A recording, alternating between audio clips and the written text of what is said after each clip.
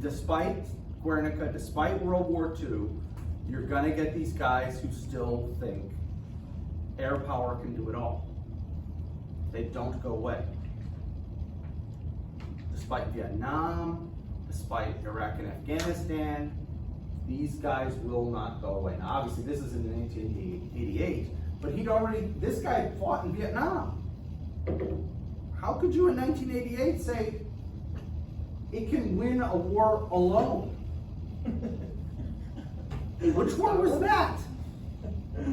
Show me the example. And the only example I've ever heard Air Force guys trot out is Bosnia. So in the 90s, there was a civil war in what used to be Yugoslavia. And the Serbs had gone into Bosnia and they're massacring people. And the Europeans and us had kept saying, stop it, stop it, stop it. We didn't do anything about it. And then we launched a bombing campaign. And then the Air Force version of this is, and then they stopped. Well, the reality version of this is, we launched the bombing campaign and simultaneously Britain announced they're sending a brigade of troops into Bosnia to stop it. So, all right, so let's play devil's advocate. Let's say both play a role, but to say that the British announcing, hey, we're sending a brigade of troops in, and then we subsequently, once the actual combat stops, we send at least a brigade. I can't remember if we sent a whole division in. That, according to the Air Force, that played no role at all. It was 100% the bombing campaign. Makes sense to me. But they also conveniently kept the F-117 getting shot down. Of course, yeah. Was that O'Grady? Or yeah, okay. Yeah, this was a pilot who got shot down and then basically did everything wrong you could do and still somehow managed to survive. Yeah, anyway. They then take his real experiences and turn it into a bad movie with Owen Wilson, I want to say. Stuff behind enemy lines. Yeah, I think that was what it was called. I think so. It's not a good movie. But yeah, so they turned it into that, and anyway. So yeah, I mean, there's this air power guys, and there's even a few ground guys who believe the same thing. I literally have no idea how Bernard Montgomery, one of the most arrogant field commanders in the history of warfare, would say something like this, but I found a quote from him saying it. Maybe he was drunk? No, he was a teetotaler. Oh. Yeah, he was a teetotaler. A devout Methodist, I think, and a teetotaler. He was drunk on tea? Or sleep deprived? Maybe sleep deprived. That's maybe not something crazy.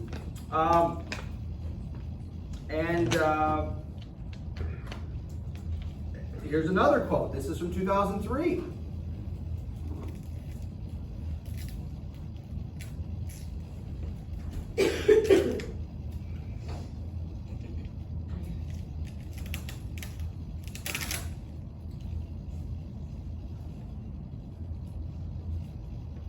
So this notion has not gone away. But in this code, I mean, I get like the combination with the infantry. Right. Combined arms. Yes. No rational person is saying, I don't want air power. Oh gosh, no, I never want air power. No, you'd be stupid to say I don't want air power. But you're making a good point. It's one thing to say, on the one hand, there's an extreme, and the other to say, I want air power along with tanks, along with this, along with this, along with this, along with. It's part of that combined arms picture. Yeah. And that is where you get success on the battlefield. I should point out Merrill McPeak was hated even in the Air Force. So I should point this out, not because of this, but because of other reasons. He was not well liked. He also was responsible for a very brief uniform change in the Air Force, wherein their uniforms looked like Delta Airline pilots. And the uniform was so hated almost no one would buy it, and as soon as he was out the door, the very first thing the next chief of staff did is say, okay, we're not doing that. Now, curious. Yeah. Yeah, he looks like a Delta, you look like a Delta Airlines pilot. But how long until it's all drones, air, Well, land, and sea? I think that's a very legitimate argument, is to talk about unmanned aircraft. Okay, I think unmanned aircraft is the way of the future. Now, I'm not smart enough to tell you though, can they be hacked? Can they, how does all that work? Because that's the only scary thing to me. Okay, how hard would it be to hack in and take over somebody else's drone and then turn the tables on them? That's the one thing I'm afraid of. But on the other hand, if you leave that aside, no, of course drones are the way to go, because there's no human being risked. That makes complete sense. Now, obviously we're talking combat aircraft. You'd still have pilots in cargo aircraft, you'd still have pilots in all these other things. But yeah, no, that's a good point. And your moment of zen for this lesson before we launch into the next lesson is from Dr. John Lynn at the University of Illinois.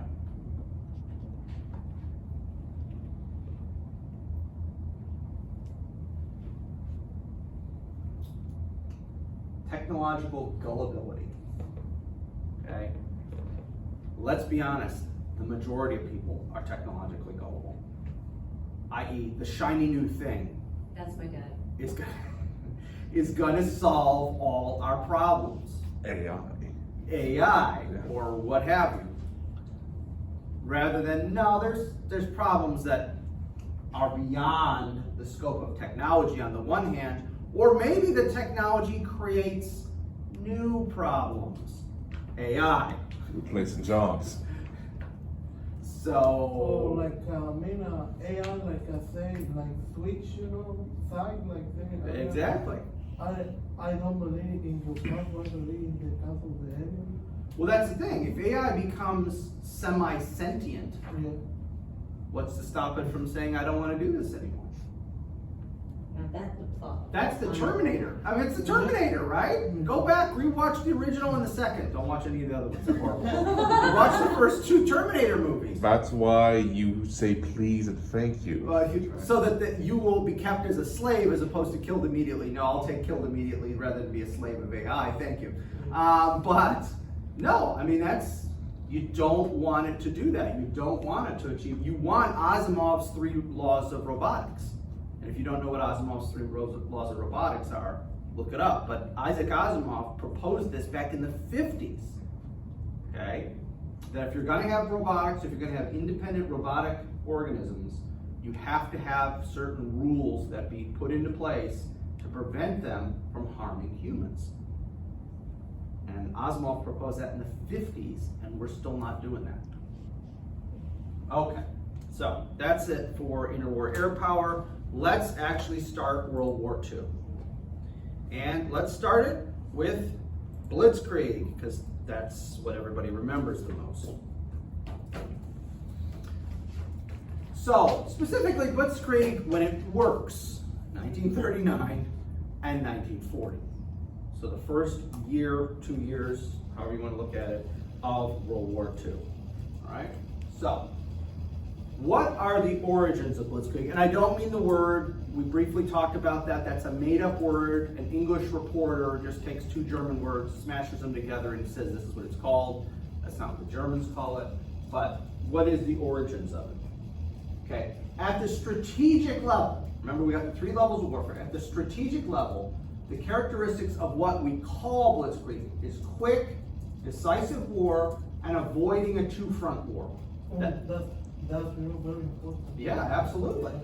Yeah, because open the Eastern Front, the World War II was like I say, okay, I want to be defeated. Yeah, absolutely. And this goes all the way back to Frederick the Great, guys.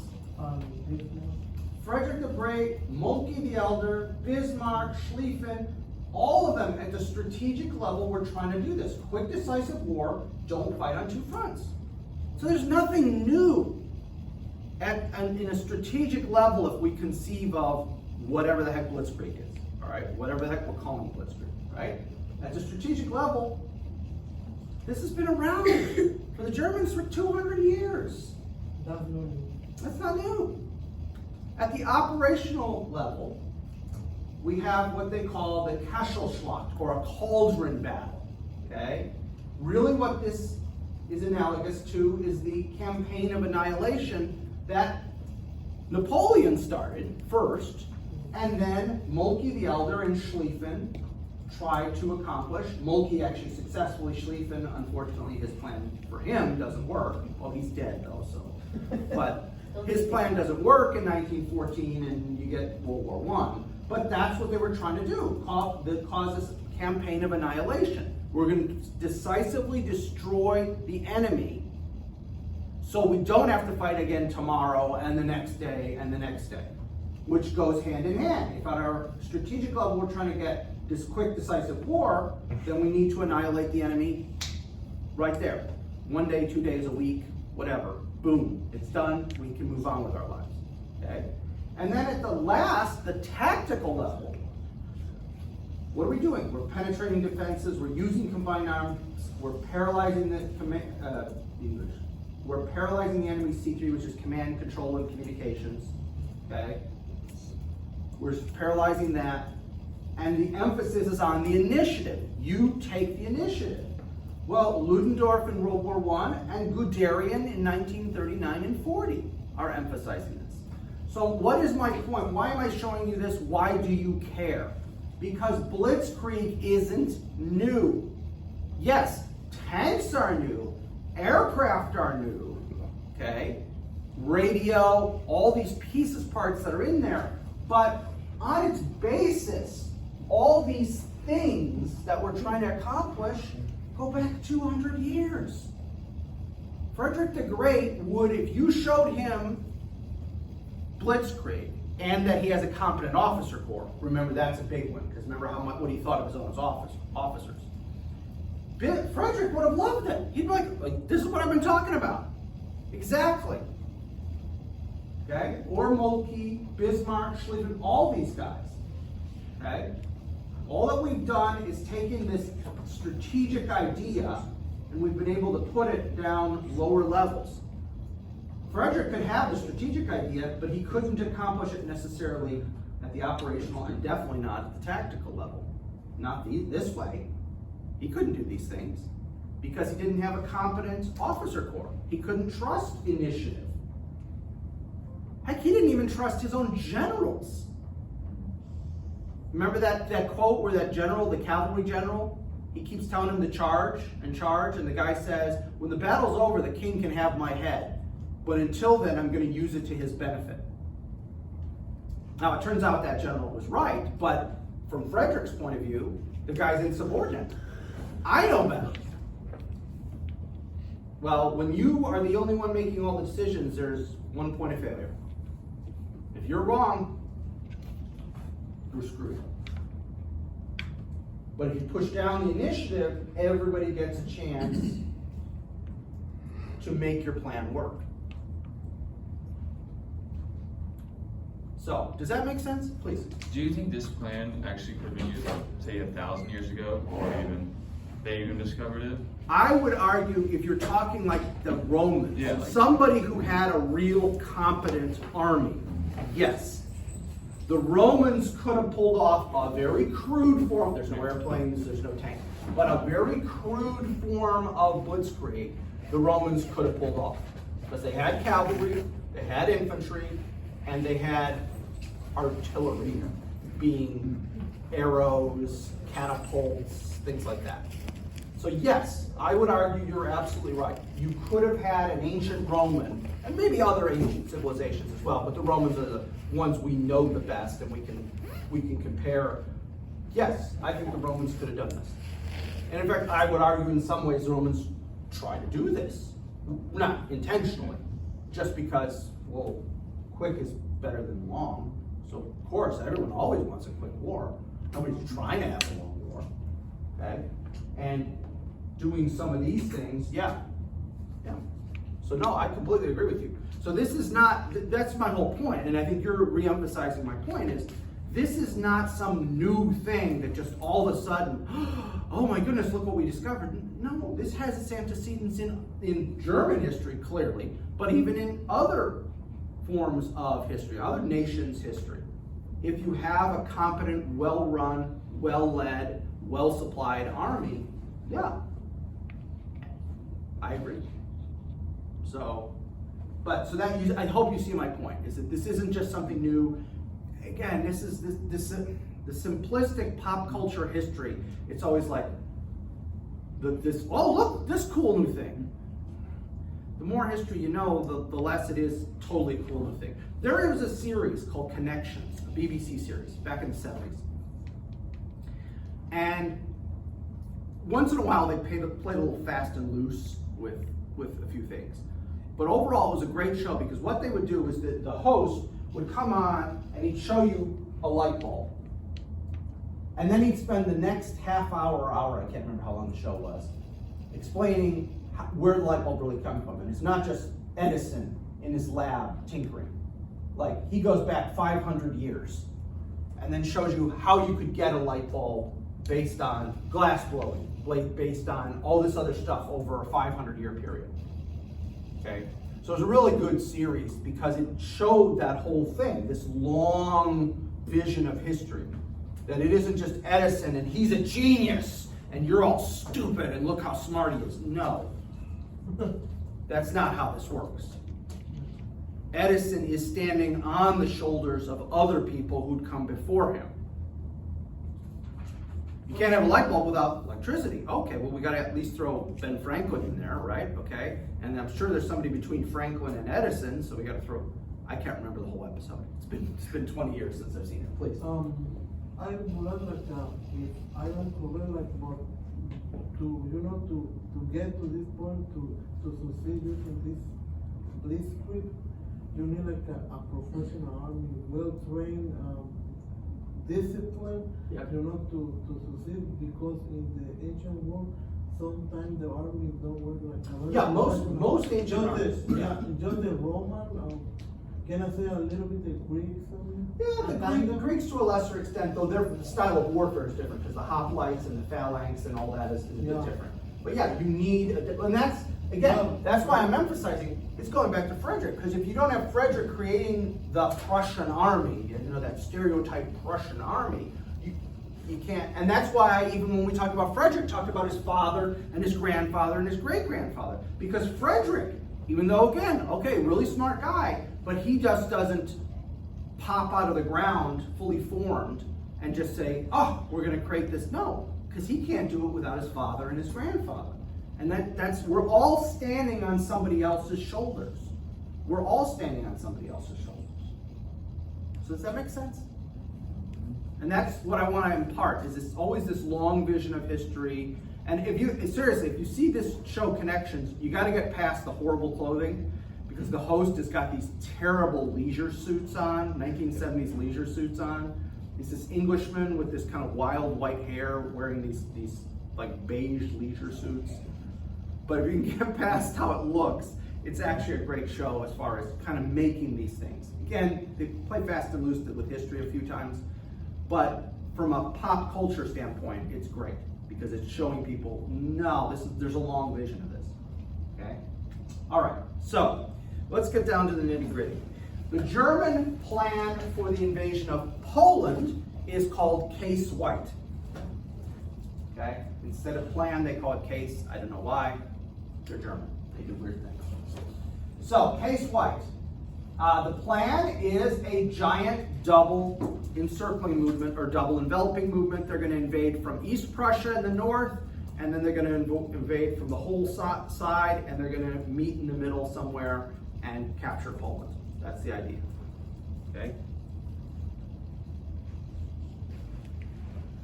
The Polish army has 39 infantry divisions, 9 of which are reserve and not completely mobilized at the time of the invasion. 11 cavalry brigades, and these are horse cavalry brigades. 2 motorized brigades, one of which is not fully formed, and a few independent infantry brigades kind of just sprinkled here and there throughout Poland. So both of my grandfathers were in the Polish army in 1939. One was assigned to one of these reserve divisions. He'd already done his active duty time and was now a civilian, but he was in one of these reserve divisions. He told the story that, you know, it was one of these deals where he was told in time of war, report to such and such a place. So war breaks out, he grabs his, I think he still had a uniform in the closet. He grabs his uniform, he marches, you know, wherever it was to this place. He gets there and they say, we don't have any stuff for you. Go to so-and-so. And then he and all the other guys who'd collected there marched to so-and-so. We don't have any stuff. Go to so-and-so. And he said that finally, it was like, I don't know, 15, 20 days into the campaign, they're sleeping in a barn. He said him and a bunch of these other guys are sleeping in a barn.